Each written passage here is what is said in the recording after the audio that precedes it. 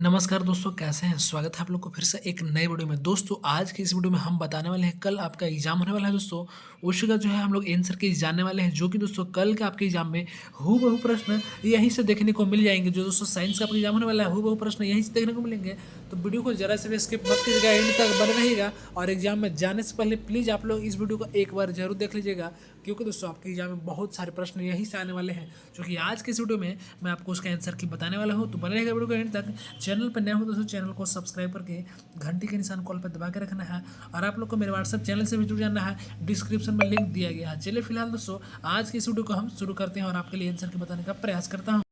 तो पहला प्रश्न क्या बोलता है, आप लोग ध्यान दीजिएगा। पहला प्रश्न बोलता है दोस्तों कि उत्तल दर्पण। क्या दोस्तों? उत्तल दर्पण में बना प्रतिबिंब सदैव होता है। सदैव कैसे होता है? तो सदैव दोस्तों सीधा होता है। कैसे होता है दोस्तों? सीधा होता है। चलिए अगला देखते हैं।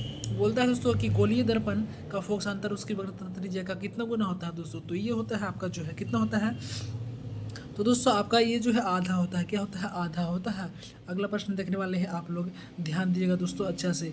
बोलता है अवतल दर्पण की फोकस दूरी क्या होती है? तो अवतल दर्पण की फोकस दूरी जो है दोस्तों आपका ऋणात्मक होता है, नेगेटिव। क्या दोस्तों? नेगेटिव होता है, ऋणात्मक होता है। अगला प्रश्न, इससे बाहर प्रश्न आपका नहीं आने वाला है, हूबहू देखने को मिलेगा। हजावती दर्पण के रूप में किस दर्पण का उपयोग करते हैं? तो इसमें दोस्तों हम लोग अवतल दर्पण का उपयोग करते हैं। कैसे? अवतल का, जो कि हम लोग को बड़ा करके दिखाई देता है जूम करके। अगला प्रश्न है दोस्तों, गोलीय लेंस मुख्यतः कितने प्रकार के होते हैं? तो ये दोस्तों मुख्यतः जो है दो प्रकार के होते हैं। कितने दोस्तों? दो प्रकार के होते हैं। चलिए अगला प्रश्न बोलता है उत्तल लेंस द्वारा, किसके द्वारा? उत्तल लेंस द्वारा वास्तविक आवर्धित प्रतिबिंब बनता है जब वस्तु की स्थिति क्या होती है दोस्तों?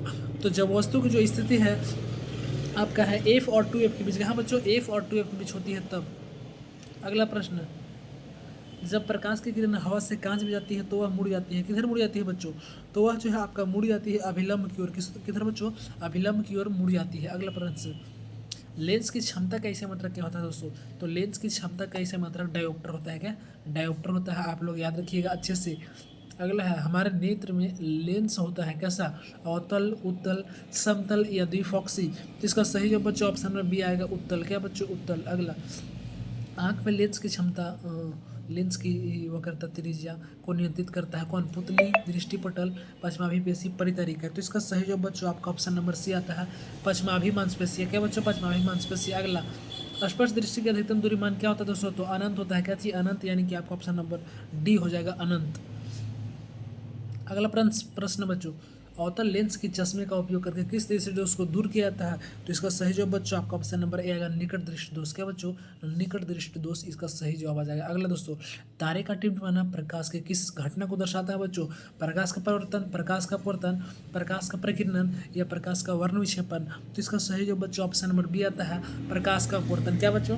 प्रकाश का अपवर्तन इसका सही जवाब आ जाएगा। अगला प्रश्न बोल देता है दोस्तों, क्या बोलता है ध्यान दीजिएगा। बोलता है किसी अभिक्रिया में भाग लेने वाले पदार्थ कहलाते हैं। क्या कहलाते हैं बच्चों? ऑप्शन में है उपचायक, बी में है अपचायक, सी में है अभिकारक और डी में है उत्पाद। तो इसका सही जो जवाब है बच्चों आपका ऑप्शन नंबर सी आता है। क्या बच्चों? ऑप्शन नंबर सी आएगा, यानी कि अभिकारक। क्या दोस्तों? अभिकारक जो है फाइनली इसका जवाब सही आ जाता है। चलिए अगला प्रश्न देखते हैं क्या बोलता है। बोलता है दोस्तों, समीकरण इतना और इतने का, समीकरण इतना इतना CaCO3 को गर्म करते हैं ऊष्मा के साथ, तो ये CO प्लस CO2 यानी कि calcium oxy plus carbon dioxide किस प्रकार की अभिक्रिया है? ये बार बार एग्जाम में पूछता है, इस बार फिर पूछेगा, आप लोग लिख लीजिएगा 1000% बच्चों। ए में है संयोजन, बी में है वियोजन, सी में है विस्थापन, डी में इनमें कोई नहीं। तो इसका सही जवाब बच्चों आपका ऑप्शन नंबर बी आता है। क्या बच्चों? आपका ऑप्शन नंबर बी आएगा, यानी कि वियोजन जो है बच्चों इसका सही जवाब आ जाएगा। चलिए अगला प्रश्न देखते हैं, अगला प्रश्न क्या बोल रहा है, ध्यान दीजिएगा बच्चों। अगला प्रश्न बोलता है कि श्वसन जो है कैसी अभिक्रिया? जी हाँ, श्वसन कैसी रासायनिक अभिक्रिया? ऑप्शन नंबर ए में है उसमें 6P, बी में उसमें 100C, संयोजन या इनमें कोई नहीं। तो इसका सही जो बच्चों आपका ऑप्शन नंबर ए आता है, उसमें 6P। क्या बच्चों? उसमें 6P। अगला, निम्न में से कौन सी अभिक्रिया नहीं होगी बच्चों? चार ऑप्शन दिया है बच्चों, इसका सही जवाब आपका ऑप्शन नंबर बी है। क्या बच्चों? ऑप्शन नंबर बी आएगा सही जवाब। अगला प्रश्न है, निम्न में से कौन संतुलित समीकरण है?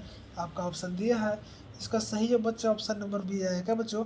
ऑप्शन नंबर बी आएगा। चूँकि देख लीजिए Fe 3 ठो, यहाँ भी Fe 3 ठो, ए हाइड्रोजन 8 गो, यहाँ भी 8 गो, 4 दूनी 8, ऑक्सीजन 4 गो, यहाँ भी ऑक्सीजन 4 गो, यानी कि आपका ऑप्शन नंबर बी जो है दोस्तों फाइनली इसका जवाब आ जाता है। चलिए अगला प्रश्न देखते हैं। अगला प्रश्न बोल देता है दोस्तों, क्या बोलता है ध्यान दीजिएगा। बोलता है दोस्तों कि अभिक्रिया ZnO+C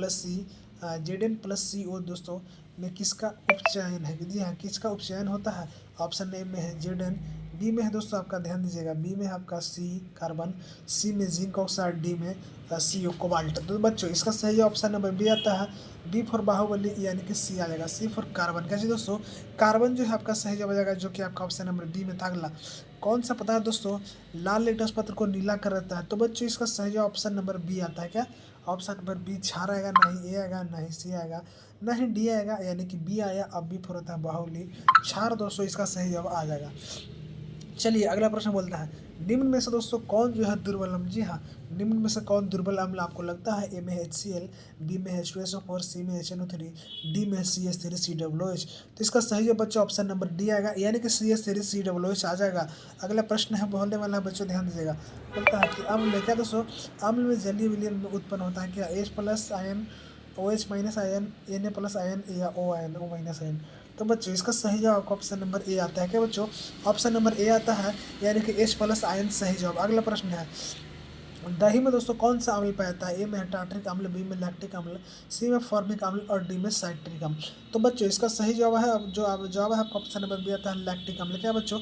लैक्टिक अम्ल इसका सही जवाब आ जाएगा। अगला प्रश्न है बच्चों अम्लीय विलयन का pH मान होता है क्या? 7, 7 से कम, 7 के बराबर, 7 से अधिक। तो इसका सही जवाब बच्चों ऑप्शन नंबर बी आता है, 7 से कम। क्या दोस्तों? 7 से कम जो है आपका इसका सही जवाब आ जाएगा। चलिए अगला प्रश्न देखते हैं। अगला प्रश्न है दोस्तों कौन अधिक क्षारीय है? जी हाँ, कौन अधिक क्षारीय है? क्षारीय होने के लिए आपको पता होना चाहिए ये जो है 8 से लेकर 14 तक क्षारीय होता है, 7 में उदासीन होता है, 1 से लेकर 6 तक अम्लीय होता है। क्या होता है? अम्लीय। बोलता है कौन अधिक क्षारीय है बच्चों? तो ऑप्शन नंबर डी, pH बराबर 14। चूंकि 8 से लेकर 14 तक ही होता है क्षारीय का pH मान, तो 14 अधिकतम होता है, यानी कि आपका ऑप्शन नंबर डी जो है फाइनली इसका जवाब आ जाता है। अगला प्रश्न बोलता है विरंजक चूर्ण का रासायनिक सूत्र क्या होता है? 4 ऑप्शन दिया है, तो इसका सही जवाब बच्चों ना ही ए, ना ही बी, ना ही डी, यानी कि सी आएगा, CaOCl2, यानी कि कैल्शियम ऑक्सीक्लोराइड। क्या बच्चों? Calcium oxychloride. अगला है दोस्तों प्रकाश संश्लेषण में ऑक्सीजन बाहर निकलता है किसमें? जल में। जल से, CO2 से, ग्लूकोज से या पर्णहरित से। तो बच्चों इसका सही जवाब ऑप्शन नंबर ए आता है। क्या बच्चों? ऑप्शन नंबर ए आता है जल से। अगला प्रश्न बोलता है कि अनोक्सी श्वसन के फलस्वरूप क्या बनाता है बच्चों? ऑप्शन नंबर ए में है ग्लूकोज, बी में एथिल अल्कोहल, सी में ऑक्सीजन, डी में जल। इसका सही जवाब बच्चों ऑप्शन नंबर बी आता है, एथिल अल्कोहल। अगला प्रश्न निम्नलिखित में से कौन परजीवी है बच्चों? राइबोसोम, प्लाज्मोडियम, आर्किडिया, मच्छर। तो इसका सही जवाब बच्चों ऑप्शन नंबर बी आता है, प्लाज्मोडियम। क्या दोस्तों? प्लाज्मोडियम सही जवाब। अगला प्रश्न है रुधिर के तरल भाग को क्या कहते हैं? तो रुधिर के तरल भाग को बच्चों नहीं सीरम, नहीं धमनी, नहीं लसिका, प्लाज्मा कहते हैं। क्या बच्चों? प्लाज्मा। इस तरह से मैंने वायरल क्वेश्चन बताने का प्रयास किया, जो कि कल के आपके एग्जाम में हूबहू दोस्तों प्रश्न आने वाले हैं। तो वीडियो को जरा से भी स्किप मत कीजिएगा, लास्ट तक बने रहे तो अच्छा है। 2-3 बार देख लीजिएगा, वीडियो को लाइक कीजिएगा और प्लीज़ आप लोग इसे अपने व्हाट्सएप स्टेटस में शेयर कीजिएगा। भाई आपके लिए बहुत ज़्यादा मेहनत करते हैं, जितना कर ही सकते हैं आप लोग। साथ ही साथ अगर आप इसका पीडीएफ लेना चाहते हैं, व्हाट्सएप ज्वाइन कीजिए और इसका सब्जेक्ट मैंने अपलोड कर दिया है। तब तक के लिए दोस्तों जय हिंद, वंदे मातरम।